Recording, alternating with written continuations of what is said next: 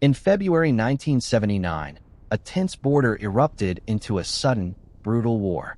In less than a month, China and Vietnam fought a short conflict that left lasting damage. On towns across Vietnam's northern provinces, on families forced to flee under shell fire, and on a relationship that would remain strained for years.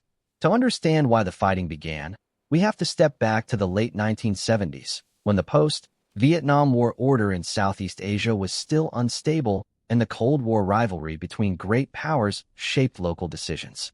After reunification in 1975, Vietnam faced enormous reconstruction challenges and serious security concerns along its borders. The regional picture was also changing fast. China and the Soviet Union were locked in a deep strategic split, and Vietnam steadily moved closer to Moscow. In November 1978, Vietnam and the Soviet Union signed a treaty of friendship and cooperation, a major political signal at a time when alliances mattered intensely.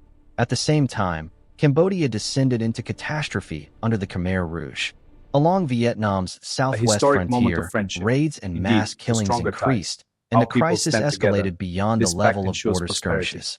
On December 25, 1978, Vietnam launched a large-scale invasion into Cambodia. Within weeks, Vietnamese forces and Cambodian allies captured Phnom Penh, and the Khmer Rouge regime was overthrown. China, which had supported the Khmer Rouge, condemned Vietnam's intervention. For Beijing, Vietnam's move into Cambodia, combined with its treaty with the Soviet Union, looked like a dangerous expansion of Soviet influence in China's southern neighborhood. The conflict that followed on the Sino-Vietnamese border was shaped by this wider regional struggle as much as by local disputes. Before dawn on February 17, 1979, China began its attack. Chinese forces crossed the border at multiple points along a broad front. Artillery and rocket fire struck border towns and defensive positions, while infantry and armored units pushed toward key routes and provincial centers. The fighting spread quickly across areas including Lao Cai, Chao Bay, and Lang Son, regions of rugged terrain where steep hills, narrow roads, and limited infrastructure made every movement costly. China's leadership described the operation as a punitive campaign, an effort to inflict punishment and then withdraw, rather than a war of occupation. Vietnam's situation was complicated. A significant part of its regular army remained engaged in Cambodia, and the northern border initially relied heavily on local forces, border guards, and militia units, reinforced by regular formations as the campaign developed. What followed was not one decisive battle, but a series of fierce engagements. Close-quarters combat in villages and on ridgelines, ambushes along constricted mountain roads, and prolonged artillery exchanges that reduced buildings to rubble. In many places, the front line was not a single line at all, but shifting pockets of resistance and advance, shaped by terrain and by the ability to supply troops under fire. One of the most important axes of the Chinese advance followed the main route toward Lang Son, a gateway city on the road leading deeper into northern Vietnam. Fighting around Dong Dang and the surrounding high ground was intense. Assaults came in waves, supported by heavy fire, and defenders fought from fortified positions and difficult terrain. In early March, Chinese forces captured Lang Son and briefly occupied it. The capture was meant to send a message. China could strike hard, seize major points near Vietnam's heartland, and impose heavy costs in a short time. Yet capturing a city was not the same as controlling the countryside, and it did not produce Vietnam's collapse. The war remained primarily a ground conflict. It did not expand into major air campaigns or naval battles on a scale that might have widened the crisis. Instead, the campaign revealed the harsh limits of movement and sustainment in mountainous borderlands. Supply lines were vulnerable, roads were narrow, and every ridgeline could conceal an ambush. Both sides relied heavily on artillery, engineers, and infantry operating under severe conditions. Even brief advances demanded significant manpower, and fighting for small positions could become deadly.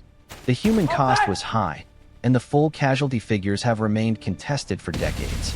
Different sources provide different estimates, and official numbers have varied. What is clear is that losses on both sides were heavy, widely described as reaching the tens of thousands when deaths and wounded are combined. Civilians also suffered. Border areas endured shelling, destruction of homes and infrastructure, displacement, and fear. In many communities, the war did not feel short at all. It felt like a sudden collapse of everyday life, compressed into weeks of noise, smoke, and uncertainty, followed by years of rebuilding. On March 6, 1979, China announced that its objectives had been achieved and that withdrawal would begin.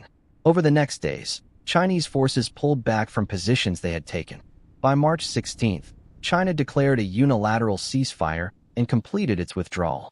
The fighting, in its main phase, had lasted about a month. But the conflict did not truly end with the withdrawal. Throughout the 1980s, the border remained militarized, and recurring clashes and artillery exchanges continued in several areas, keeping communities under the shadow of renewed violence and keeping both states in a posture of readiness. Strategically, both sides claimed success, and both paid a price. China demonstrated that it could mobilize large forces, strike across the border, and impose destruction quickly. But it also encountered determined resistance and the difficulties of rapid operations in rugged terrain against defenders who knew the ground and could adapt. Vietnam, for its part, prevented any deeper strategic breakthrough. It did not abandon Cambodia, and it held firm despite heavy damage in its northern provinces. Yet Vietnam also faced severe strain, fighting in the north while sustaining operations in Cambodia, under conditions of economic hardship and diplomatic pressure. The war's meaning has been shaped by politics and memory as much as by military facts. It is remembered differently on each side, framed through national narratives, losses, and the broader context of the era. Still, the essential timeline remains clear. The war began on February 17, 1979, with a large-scale Chinese attack across the border. It culminated in the capture of several key towns and the temporary occupation of Langsan. China then announced withdrawal on March 6 and declared a unilateral ceasefire by March 16, ending the main phase of combat. The conflict was also deeply tied to the Cambodian crisis and the Cold War balance in Asia, where alliances and rivalries amplified regional disputes into open warfare. History sometimes compresses enormous suffering into a short label, a brief war. But brief does not mean small. In 1979, the Sino, Vietnamese border war proved how quickly politics can turn into artillery fire, how fast families can be displaced, and how long the consequences can last.